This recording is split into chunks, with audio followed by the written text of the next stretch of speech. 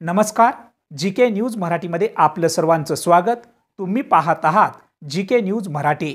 आता बातमी येते रास्ता रोको आंदोलनाची, पाहूया सविस्तर।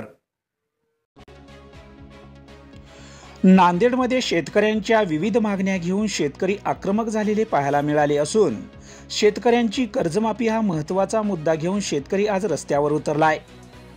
बच्चू कडू यांच्या आंदोलनाला पाठिंबा दर्शवत शेतकऱ्यांनी नांदेड हिंगोली राष्ट्रीय महामार्गावर महादेव पिंपळगाव फाटा येथे रास्ता रोको आंदोलन केले।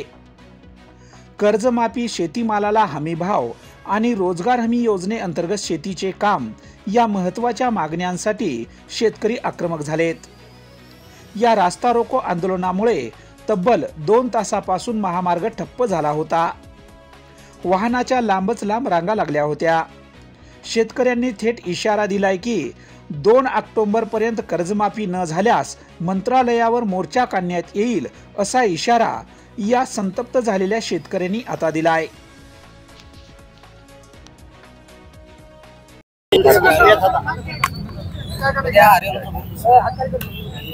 प्रहार संघटनेच्या वतीने पिंपळगाव पट्टी रास्ता रोको आंदोलन। हे आंदोलन प्रहार संघटनेचं नसून हे समस्त शेतकरी बांधवांचं आहे। सगळ्यात महत्त्वाचं पत्रकार बांधवांना मी सांगू इच्छितो, शेतकरी नेते बच्चूभाऊ कडू यांनी प्रहार थोडंसं बाजूला ठेवून शेतकऱ्यांचा आवाज कसा तेवत ठेवता येईल म्हणून शेतकरी आंदोलन पुकारलेलं आहे।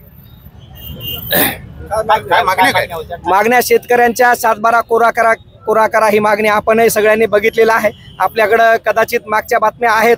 देवेंद्र फडणवीस साहेबांनी निवडणुकीच्या काळामध्ये प्रत्येक स्टेजवर सगळ्यांना सांगितलेले किंवा आम्ही तुमचा 7/12 कोरा करू। मग आता कुठं तुमचा वादा कुठं गेला?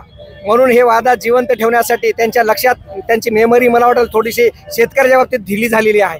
ती मेमरी टाईट करण्यासाठी बच्चूभाऊंनी हे लढा उभा केलेला आहे।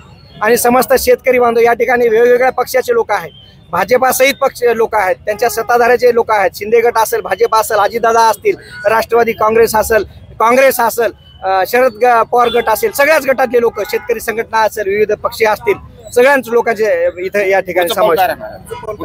पुढचं पाऊल 2 ऑक्टोबर जाहीर केलेलंच आहे बच्चू कडू साहेबांनी। या आंदोलनामधून सरकारनं जर काही बोध घेतला आणि शेतकऱ्यांचा 7/12 जर कोरा केला तर पुढलं आंदोलन थांबल। आणि जर त्यांनी आंदोलन 7/12 नाही कोरा केला, शेतकऱ्याबद्दल कुठलीच भूमिका घेतली नाही, आमच्या 2-3 मागण्या आहेत, त्या मागण्या त्यांनी पूर्ण कराव्यात। नाही तर 2 ऑक्टोबर गांधी जयंतीच्या दिवशी भगतसिंगाचं रूप घेऊन मंत्रालयामध्ये गेल्याशिवाय आम्ही राहणार नाही, एवढं नक्की। तुम्ही पाहत आहात महाराष्ट्राच्या कुशीतलं जीके न्यूज मराठी, सात जनतेची, भूमी महाराष्ट्राची।